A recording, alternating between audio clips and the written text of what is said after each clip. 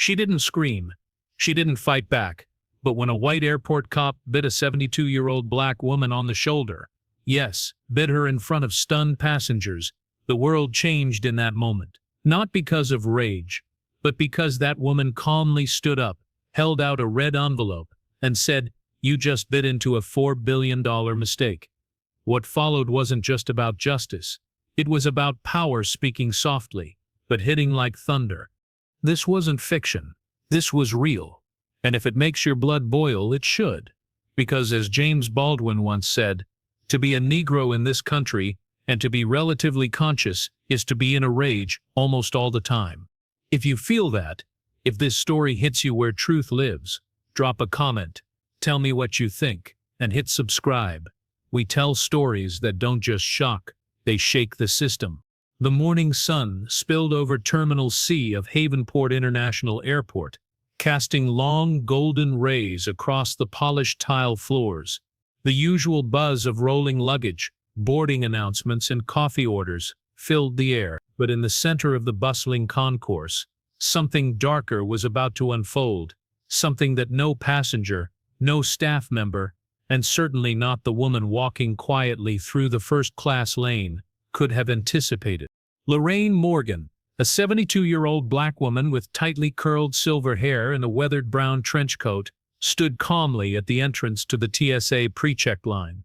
She clutched a canvas shoulder bag, her fingers gently resting on the red envelope tucked inside. She wore sensible black flats, wire-rimmed glasses, and an expression of quiet resolve. She didn't look wealthy, she didn't look powerful, and perhaps to the wrong eyes, she didn't look like she belonged.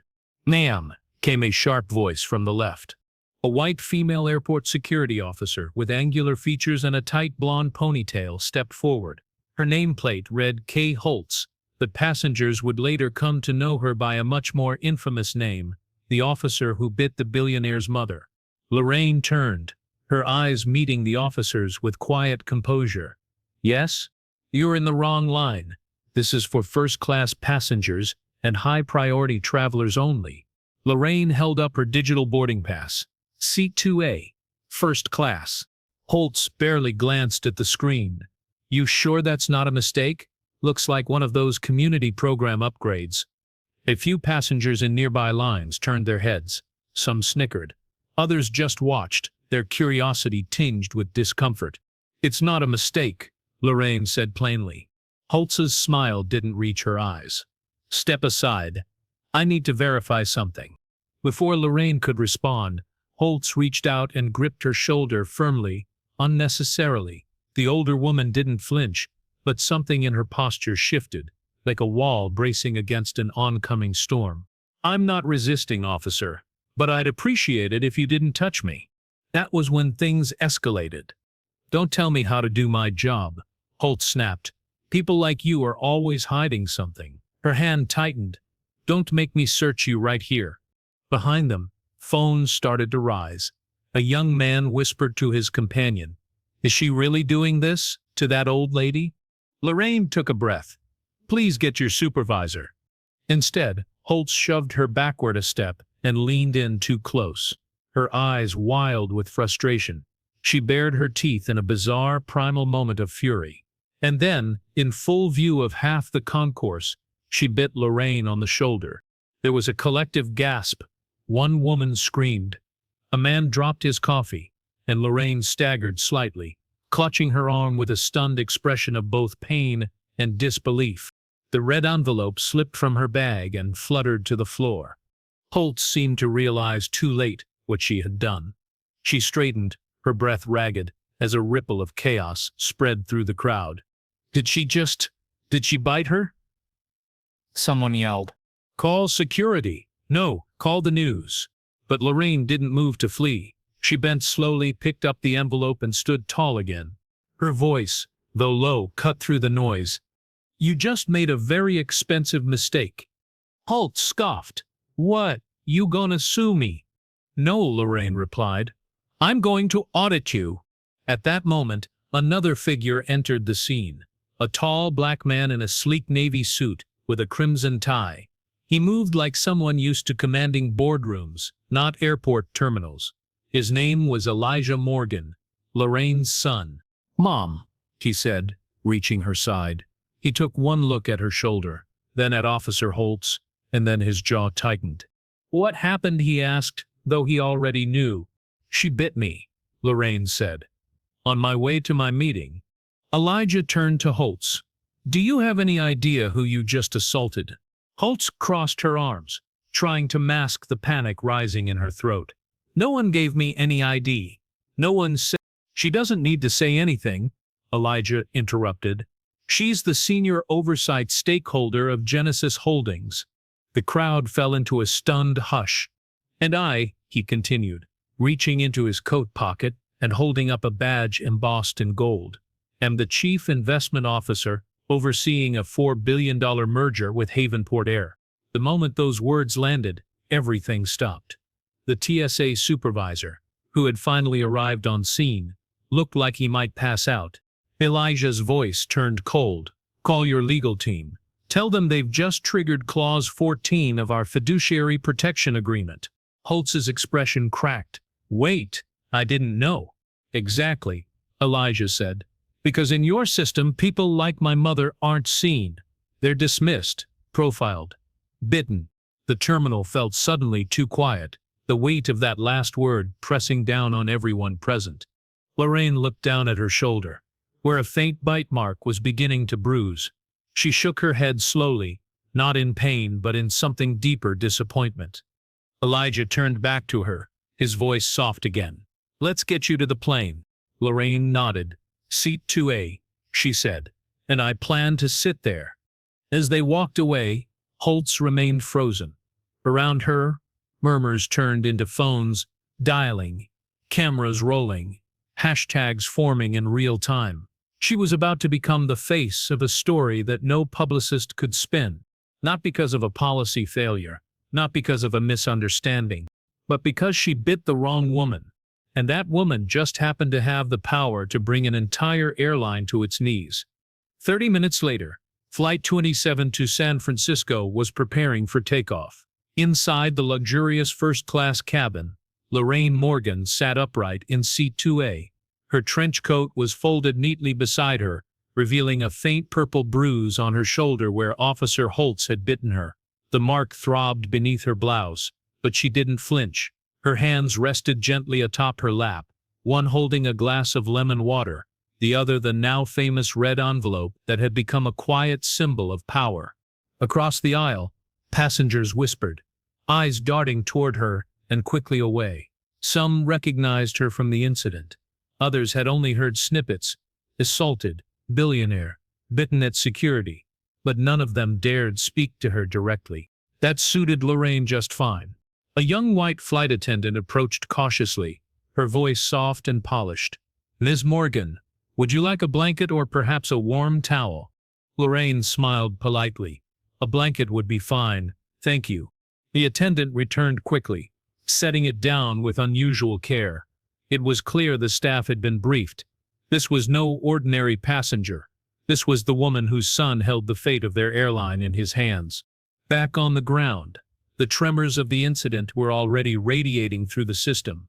At Havenport Air's corporate offices, executives huddled in glass-walled conference rooms, faces pale under fluorescent lights. The footage of Holtz biting a passenger had gone viral within 30 minutes, pulled from a traveler's live stream and reshared by influencers, news outlets, and advocacy groups. It wasn't just a scandal, it was a potential financial apocalypse. At the center of it all was the Genesis Holdings investment, $4 billion in strategic funding, tied to infrastructure, route expansion, and staffing development.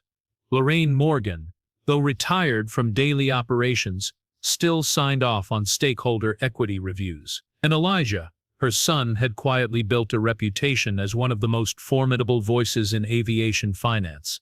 And now they were both personally involved. In seat 2B, the man next to Lorraine shifted uncomfortably. He was tall, sharply dressed, and carried himself with the quiet arrogance of someone used to being obeyed. His name was Bennett Granger, Executive Vice President of Marketing for Havenport.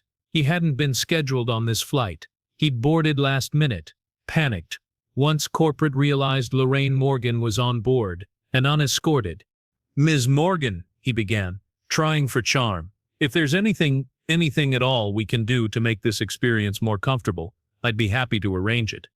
Lorraine turned to him slowly. "You work for Haven Port?" "I do," he said. "And let me just say, we are appalled, absolutely appalled, by what occurred earlier. Officer Holtz has already been placed on indefinite suspension pending an investigation." Lorraine raised an eyebrow. "Suspension? For biting someone?" "Well," he said carefully, "we're working within HR protocol. But rest assured, our CEO is prepared to issue a full public apology, and we'd like to offer a goodwill gesture, perhaps lifetime first-class status, or upgraded elite member access." Lorraine's lips pressed into a polite, cold smile. "So, your offer is to reward me for being attacked?" Granger's face flushed. No, not reward, more like acknowledge your inconvenience." "Inconvenience," she repeated flatly. He backpedaled. "What I mean is, we'd like to show that we take this seriously, very seriously." Lorraine leaned in slightly, voice still calm. "Do you know why I was flying today, Mr. Granger?" He shook his head. "I was traveling incognito, no assistants, no escorts, no first-name greetings, because Genesis wanted to test how your airline treats people who don't look like investors." Granger blinked. "And your officer bit me," she continued. "Not because she was afraid, but because, deep down, she believed someone like me didn't belong." Granger tried to smile. "Surely she didn't mean." "She meant it," Lorraine said. "And the systems around her made sure she could." He fell silent. From the corner of her eye, Lorraine noticed two flight attendants whispering near the galley. They glanced at her, quickly looked away, then back again. One of them, Jayla, a black woman maybe in her early 30s, broke away from the group and walked slowly toward Lorraine. "Excuse me, ma'am," Jayla said quietly. "I just wanted to say, I saw what happened earlier. I'm so sorry." Lorraine studied her face. There was no corporate polish in her eyes, just honesty. And something else, regret. "I wish I'd stepped in," Jayla added. "But I was afraid." Lorraine softened. Sometimes fear is part of the job, but silence doesn't have to be. Jayla nodded, her voice almost a whisper. "Thank you. I won't stay silent next time." Lorraine reached out and gently touched her arm. "Then this flight has already changed something." Jayla's eyes watered slightly as she turned and returned to the galley. Granger cleared his throat. "Look, Ms. Morgan, if you choose to pursue this through legal channels, I completely understand. But if there's any way we can resolve this internally." Lorraine pulled the red envelope from her bag and placed it lightly on her tray. "This isn't a lawsuit," she said. "It's an audit." Granger swallowed hard. "An audit of your people, your policies, your instincts." She tapped the envelope. "I've already activated Clause 19, fiduciary-level review of all customer-facing practices related to race and appearance bias." His face went pale. That's internal only, though, right? Not public?" "Not yet," she said. The plane began to taxi, and Lorraine reclined her seat slightly. "I don't want vengeance, Mr. Granger. I want reform. And if I have to use $4 billion to make that happen, I will." He stared at her, suddenly understanding the depth of her threat. Not shouted, not dramatized, but surgically quiet. The kind that cuts cleaner than lawsuits ever could. In the cockpit, the pilot announced they'd reached cruising altitude. The engines hummed a soft lull beneath them. But in seat 2A, Lorraine Morgan knew this flight had only just taken off. By the time Flight 27 touched down in San Francisco, the story had already exploded online. Dozens of clips taken from various angles had flooded TikTok and Twitter, some capturing the exact moment Officer Holtz bit Lorraine Morgan, others filming Elijah Morgan's furious arrival at the terminal. News outlets raced to push out headlines. "Racist cop bites elderly black woman at airport," and "Billionaire's mother assaulted by TSA agent, $4 billion deal in jeopardy." But while the public fed on outrage, Lorraine Morgan moved with quiet purpose. Inside the VIP suite at the Genesis Holdings office downtown, Lorraine sat at a circular conference table surrounded by executives and legal advisors. Her shoulder was bandaged, her coat replaced with a sharp gray blazer, and her eyes, calm but cold, remained fixed on the documents in front of her. Across the room, Elijah Morgan stood with his arms crossed, his posture relaxed but unreadable. At his side was the general counsel for Genesis, an older man named Theodore Pratt, who had been with the firm for over 2 decades and had never until now seen Lorraine this quiet for this long. "We've completed the internal review," Theodore said, breaking the silence. "There are clear grounds for triggering a full investment withdrawal." Holtz was unprovoked. Her past record shows multiple profiling complaints, and Havenport's response has been frankly pathetic. Elijah nodded. "And the PR team? Ready to go public?" Theodore replied. "But it'll torch the airline's stock. We're looking at a 40% dip within 72 hours if we move forward." Lorraine closed the folder gently. "I'm not interested in market retaliation." The room went still. "I'm interested in structural transformation," she said. One of the junior analysts, a white woman barely out of grad school, raised a hand. "Ma'am, respectfully, Havenport isn't going to volunteer to overhaul their systems just because we ask." Lorraine smiled faintly. "Which is why we won't ask." Elijah handed her a tablet. On screen was a draft memorandum titled Compliance Redesign Proposal, Mandatory Equity Reform in Aviation Service Protocols. "This is what we're offering them," Lorraine said. "Not a threat, a choice." The terms were brutal in their clarity. A full retraining of all customer-facing staff, led by independent third-party experts in racial bias and cultural competency. Immediate suspension of any employees with a verified history of profiling complaints. Implementation of a digital bias tracking system to monitor passenger treatment across demographics. Annual public reporting of inclusion metric. And a formal, public acknowledgement of what happened at Terminal C, not hidden behind legalese or corporate jargon. Failure to agree within 7 days would result in the full withdrawal of Genesis's $4 billion capital infusion, effective immediately. Back at Havenport HQ, the storm had already hit. Roxy Gable, the flight attendant who had whispered to her colleague about Lorraine not looking first class, was sitting stiffly in a boardroom beside Grant Holloway, the cabin lead who had failed to intervene. Vince Carter, the boarding agent who had questioned Lorraine's presence in the priority lane, was seated across from them, avoiding eye contact. They had all been summoned by the CEO himself, a man named Russell Winthrop, who had spent the last 48 hours in damage control mode. "Do you all understand what's at stake?" Russell barked. "We don't just risk losing funding. We risk becoming the poster child of systemic racism in the airline industry." Roxy bristled. "I didn't bite anyone." "No," Russell shot back. "But you sure as hell made sure she felt like she didn't belong." He turned to a wall monitor where Lorraine Morgan's face filled the screen from a paused news clip. This woman didn't yell. She didn't scream. She didn't sue. She used data, leverage, and influence. And now she's rewriting how we do business. In another room, Officer Karen Holtz sat under direct questioning from Internal Affairs. Her lawyer looked exhausted. Holtz, however, was defiant. She was being difficult. "I thought she was reaching for something. And she looked smug, like she thought she was better than me." The investigator raised an eyebrow. "So you bit her?" "It wasn't like that," Holtz shouted. "But the video—" I snapped, "okay? She pushed me. Not physically, but—" Holtz stopped herself.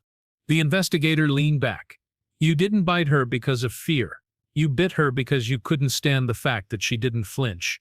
Holtz said nothing. Across the city, the Havenport board gathered for an emergency session to vote on whether to accept Lorraine Morgan's proposal. There were arguments. Some wanted to fight. Others feared setting precedent. But in the end, the numbers spoke louder than pride. In a unanimous decision, the board approved the full compliance plan. 3 days later, the announcement hit every newswire. Havenport Air partners with Genesis Holdings to launch historic equity overhaul. The statement was full of corporate polish, but buried in the fine print was the truth. Every crew member involved in Lorraine's mistreatment had been suspended pending retraining, and an independent equity council, led by Lorraine herself, would now oversee systemic reform across all domestic routes. Inside a new hire orientation at Havenport's training center, Jayla, the flight attendant who had apologized to Lorraine mid-flight, now stood at the front of the room. She had been offered a new real director of cultural integrity. Behind her, a large projection screen displayed the first lesson of the course. Equity is not an apology. It's a system you build when silence is no longer an option. In the back row sat Roxy, Grant, and Vince, now stripped of titles, learning what they had failed to see when they had power. And Lorraine? She declined interviews. She didn't attend press conferences, but on the fifth day, she returned quietly to Terminal C, this time not to fly, but to place a single framed photo at the edge of the check-in desk. The photo showed her standing at the gate, holding the red envelope, with the words etched beneath, "I was bitten, you were exposed, now let's rebuild something better." No hashtags, no fury, just truth, placed exactly where the system once tried to erase it. And in the weeks that followed, travelers noticed something subtle. Smiles at the gate that weren't forced, tickets scanned without extra questions, and fewer eyes that judged before they saw. Justice hadn't come through lawsuits or riots. It had come through the quiet, immovable power of someone who refused to let a single bite define her worth. Injustice anywhere is a threat to justice everywhere, Dr. Martin Luther King Jr. once said, and stories like this remind us just how true that still is. What happened to Lorraine Morgan isn't just about a bite or a boarding pass. It's about the invisible walls that still stand between dignity and discrimination. But here's the lesson. You don't need a courtroom to demand change. Sometimes the quietest person in the room holds the most powerful pen. If this story stirred something in you, anger, hope, reflection, don't let it fade. Leave a comment below. Share your thoughts. And if you're someone who believes that truth, when told right, can actually change systems, I'd love to have you as part of this community. Hit that subscribe button and join me as we uncover more real stories that don't just go viral, they go deep.